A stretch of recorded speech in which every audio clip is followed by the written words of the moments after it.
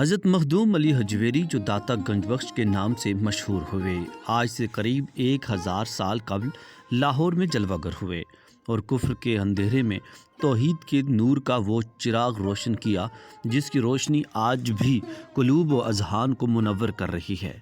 حضرت داتا گنج بخش کی تاریخ ولادت کے بارے میں مورخین کا اختلاف ہے، البتہ منشی دین محمد فوق نے ان کے سوانح حیات میں تاریخ پیدائش 400 ہجری یا 401 تحریر کی ہے۔ غزنی موجودہ افغانستان کا ایک معروف شہر ہے۔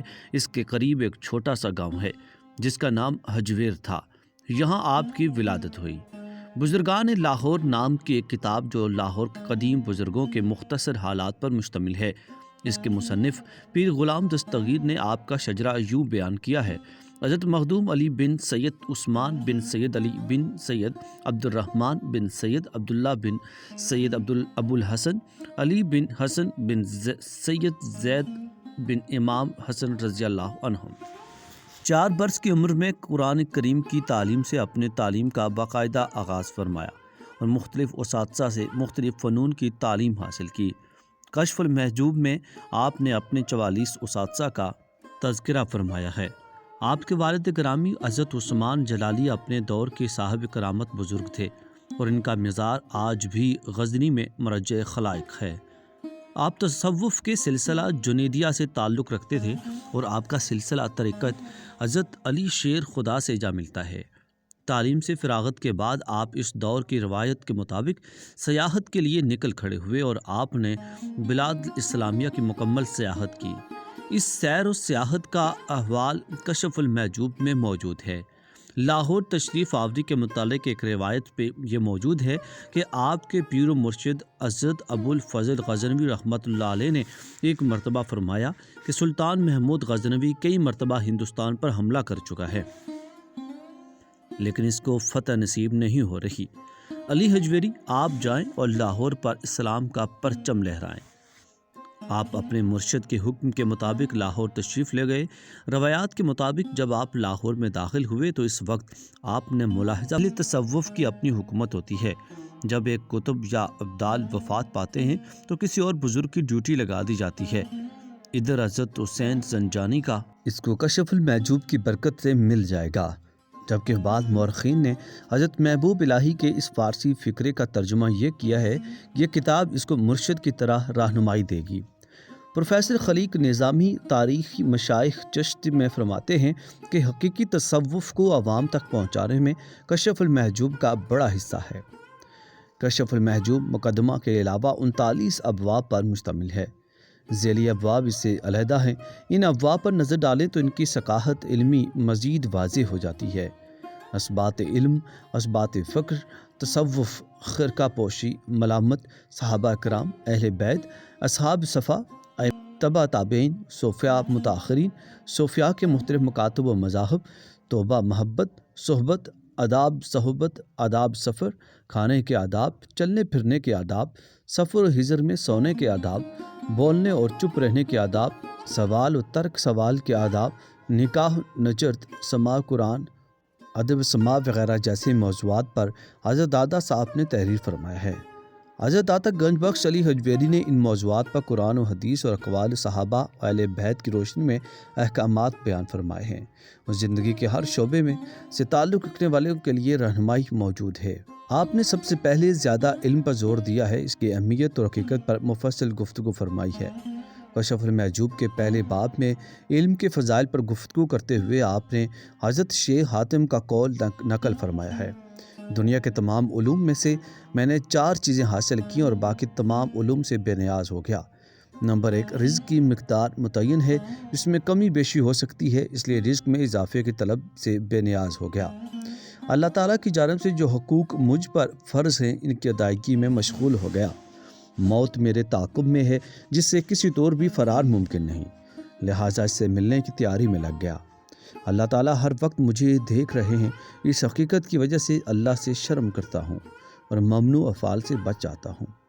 آپ نے علماء کی فضیلت اور علم کی اہمیت بیان کرنے کے ساتھ ساتھ علماء سو کی خوب نشاندہی فرمائی اور ان کو علماء غافل کا نام دیا۔ علماء غافل وہ لوگ ہیں جو اپنی تن آسانی کے لیے حکومتوں کے نزدیک رہتے ہیں، اپنی خواہشات کے مطابق دین کی من پسند شرع کرتے ہیں، وہ تصنع اور بناوٹ کو پسند کرنے والے ہوتے ہیں۔ حضرت داتا صاحب نے علماء غافلین کے متعلق ایک اہم بات تحریر فرمائی ہے کہ علماء سو اور علماء غافل وہ ہیں جو اپنے اساتذہ کی شان میں زبان تان دراز کرتے ہیں، بزرگان دین اور سلف صالحین کے مقابلے میں اپنی فوقیت علمی کا اظہار کرتے ہیں۔ یہ علماء غافلین ہیں۔ اس باب کا ایک جملہ موجودہ دور کے علماء اور عوام کے لیے راہ ہدایت ہے۔ علماء سو کی وضاحت کرنے کے بعد انہوں نے فقراء کی فضیلت کے متعلق فضائل بیان کیے ہیں۔ اس کے ساتھ ساتھ داتا صاحب نے رسم پرست صوفیاء کی شدید مذمت فرمائی ہے اور عوام کو ان سے بچنے کی تلقین کی ہے۔ آپ لکھتے ہیں کہ تصوف تو تمام کا تمام مجاہدہ ہے اور اس میں ہرگز لہو اور لعب شامل نہیں کرنا چاہیے۔ اپنے آپ کو رسم پرست صوفیاء سے بچاؤ۔ آپ مزید فرماتے ہیں کہ ایک دن وہ تھا کہ جب تصوف حقیقتاً خالص تصوف تھا، نام و نمود نہ تھی، یعنی عہد صحابہ کرام اور سلف صالحین میں صرف نام کا تصوف نہ تھا بلکہ ہر کسی پر حقیقت تصوف کا عکس موجود تھا۔ لیکن اب انحطاط کا دور ہے۔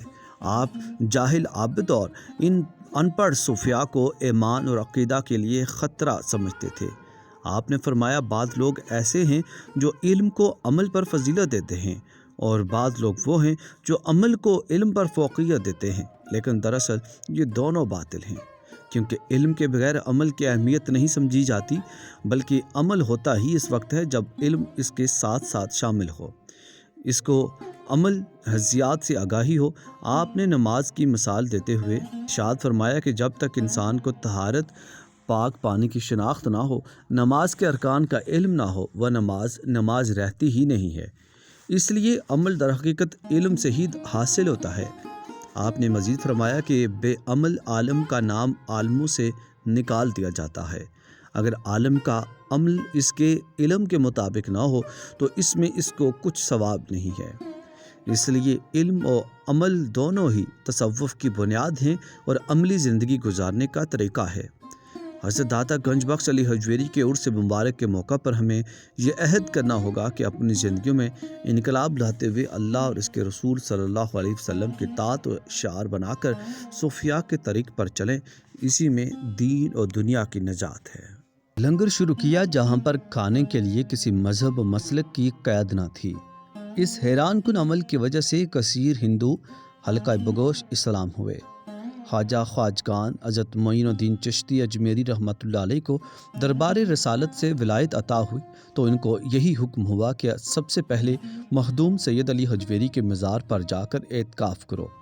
حضرت خواجہ خواجگان نے 40 روز تک حضرت داتا صاحب کے مزار پر مراقبہ کے اور رجب روحانی فیوز و برکات کا در کھلا تو بے ساختہ آپ کے منہ سے یہ نکلا: گنج بخش فیض عالم مظہر نور خدا، ناقصاں راپیر کامل کاملاں راہنما۔